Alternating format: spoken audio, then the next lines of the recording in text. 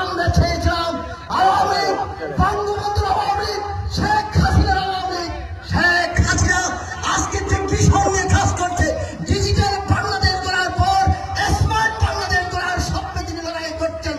তিনি আজকে খাদেরকে মন্ত্রিসভায় এনেছেন। আপনার সত্য হয়ে যাবেন যাদেরকে মন্ত্রিসভা হয়েছে অত্যন্ত স্মার্ট, অত্যন্ত সততা, অত্যন্ত যোগ্যতা সম্পন্ন ব্যক্তিত্ব বাংলাদেশের মানুষের জন্য উপহার হিসেবে নিয়ে এসেছে। তেমন একটি মহিলা, তেমন একটি মেয়ে, আনোয়ারের রেখেছে সন্তান।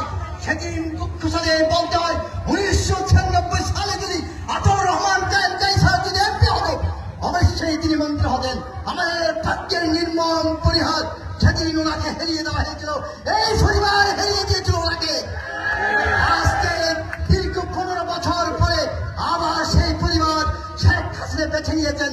সেই পরিবারকে দণ্ড করেছেন, আনোয়ারকে দণ্ডিত করেছেন।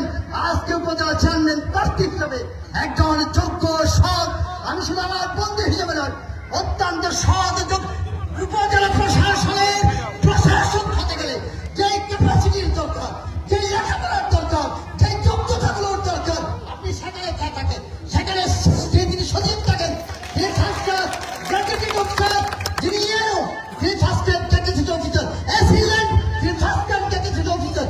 আপনি যে স্বাস্থ্য অফিসারগুলো নিয়ন্ত্রণ করে জিও সাহেব, আজকের যিনি মৎস্যই থাকেন, ফসিতে থাকেন, তাদের সাথে বাদ বটরা করে উপজেলা চেয়ারম্যান উপজেলা প্রশাসন চালায়। তার কোনো নিয়ন্ত্রণ নেই।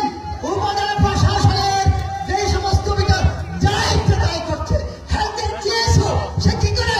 সে সেখানে যায় না, সে সেখানে নিয়ন্ত্রণ করে না। উপজেলা প্রশাসনের চেয়ারম্যানের উচিত উপজেলা প্রশাসনকে মানুষের দূর করে পৌঁছে দেওয়ার জন্য, সেবার জন্য ইউনিয়ন চেয়ারম্যানদেরকে জবাবদিহিতার আওতায় আনার জন্য তিনি কিছুই করেন নাই। তিনি কিছু জানেনও না।